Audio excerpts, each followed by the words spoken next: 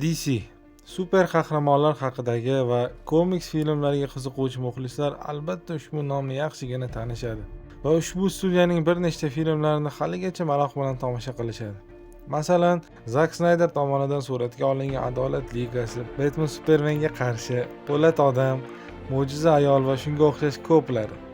2022-yilda esa studiyada katta burilish yuz berdi. Ya'ni mahoratli rejissyor James Gunn studiyaga rahbar etib tayinlandi. Va uning rejasi bo'yicha DC o'z olamini qaytadan qurilishi ma'lum bo'ldi. Ya'ni Batman, Superman va shunga o'xshash studiya muallifligidagi loyihalar qaytadan yangi formatda va yangi qahramonlar bilan qayta ishlanishi aytildi.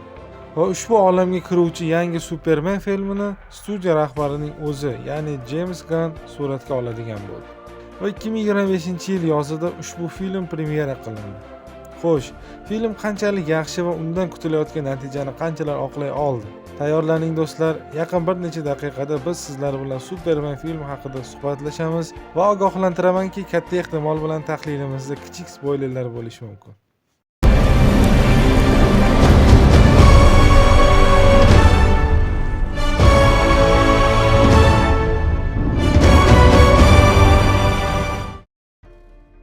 Avvalo syujetga kelsak. Supermanning backstory'si, ya'ni uning kelib chiqishi va qanday qilib yerga kelib qolishi doimiy komikslardagidek. U o'zga sayyoradan havo kemasida yerga uchib tushgan va amerikalik farzandsiz fermer oilasi tomonidan boqib olingan. Ammo James Gunn filmda uning yoshlik davrlari yoki qanday qilib Superman bo'lib ommaga tanilganini ko'rsatmaslikka qaror qilgan. Xuddi 2022-yilgi Batman filmi singari. Va menimcha bu juda to'g'ri yondashuv. Ammo bir narsa o'zgacha.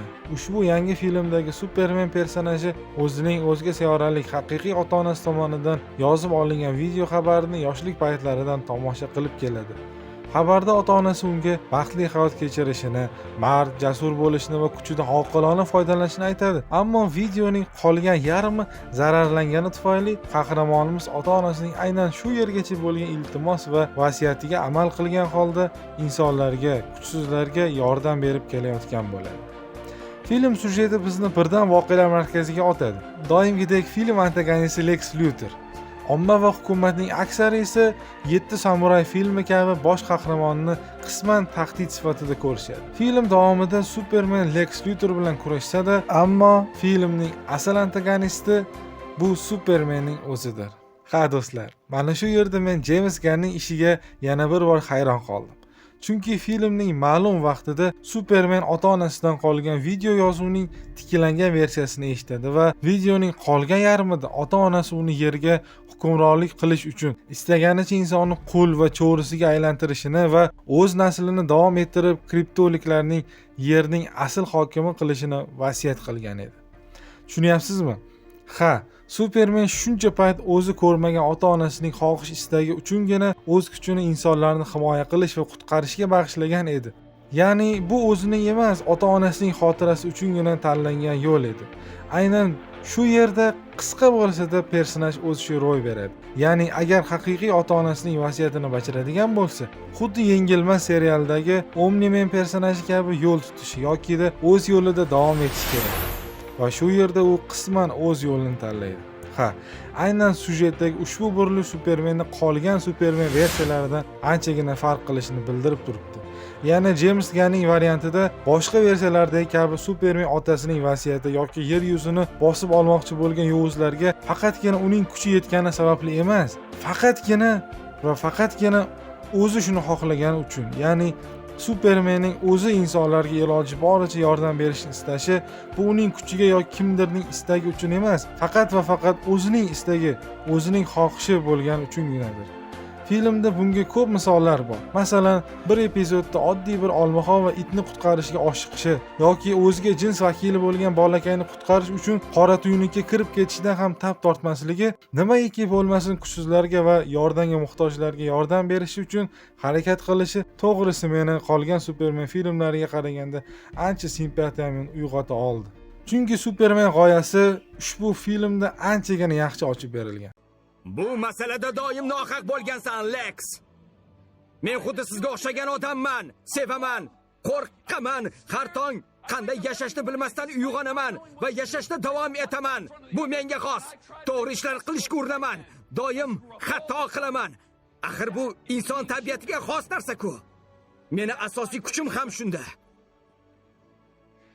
Bir kuni hammasi yaxshi bo'lishiga umid qilaman. Sen ham buni tushunib yetasan, Lex. Film texnik jihatdan ham ancha yaxshi. Ranglar, musiqalar, atmosfera, ayniqsa filmning ushbu epizodidagi kadr va musiqa yuqumligi meni anchagina hayratlantirgan.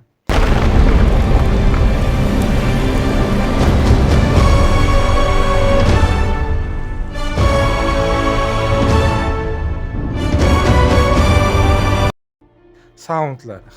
James Gunn filmlarda ishlatadigan soundtracklar har doim ajoyib va did bilan tanlanadi. To'g'ri, ba'zi epizodlarda biroz ortiqcha kreativliklar ham seziladi, ammo bu filmni his qilishimizga unchalik to'sqinlik qilmaydi. Personajlar ham yomon yozilmagan. To'g'ri, Supermanni gavdalantirgan aktyor David Corenswet ijrosi biroz kuchsizroq menimcha. Chunki James Gunnning boshqa proyektlaridagi bosh qahramonlar, misol uchun Galaktika qo'riqchilaridagi Yulduzlar Lordi, Tinchlikparvar serialidagi Tinchlikparvar personaji yoki bo'lmasa o'z joniga qasd qiluvchilar otryadida filmidagi Bloodsport obrazi, ular doimo sujet liniyasi markazini o'zlariga ijro jihatidan ham tortib tura olishgan va ancha muxlislar va simpatiyani o'ziga jalb qila oladigan xarizma bor edi. David Corenswetdan ham keyingi loyihalarda shunday ijro kutib qolamiz. Boshqa qahramonlar esa menga juda yoqdi. Yashil Fonus, Janob Terrific, Jamie Olsen, Metamorph, ayniqsa Lex Luthor personaji meni e'tiborimni tortdi. Chunki bundan oldingi loyihalarda nega aynan Lex Luthor Supermanga qarshi ekanligi sal mantiqsiz ko'rinadi. Ammo bu filmda Lex Luthorning yetarli sabablari bor. Ayniqsa ushbu dialogda bunga yanada amin bo'lamiz. Galiley, Einstein va shunga o'xshaganlarni men bilan bir qatorda eslaganda ko'nglim behuzur bo'ladi. Lekin Galileo Galilei nimadir qilgan va u butun dunyoni aqldan ozdirgan tentak emasdi.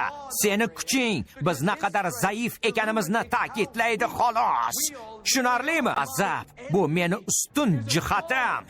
Hozir esa men insoniyatni qutqarish uchun seni yo'q qilishim kerak. Aynan seni yo'q qilaman. Umumiy olganda filmdan ko'nglim to'q. Eng asosiysi film yurakdan ishlangan va albatta qalbingizga yetib boruvchi filmdir. Ayniqsa film so'ngidagi otasi bilan bo'ladigan epizod ko'pchilik muxlislarning ko'ziga yosh keltirgan hattoki.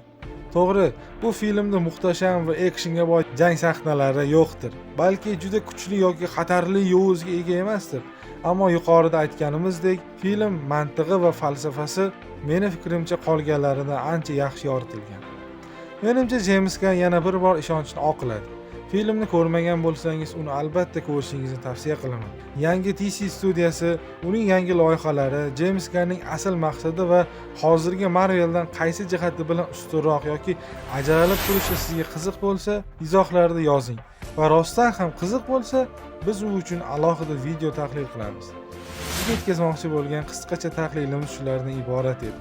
Biz bilan bo'ling, chunki biz rivojlanishda va bundan da yaxshi kontent tayyorlashda davom etamiz. Sog' va salomat bo'ling.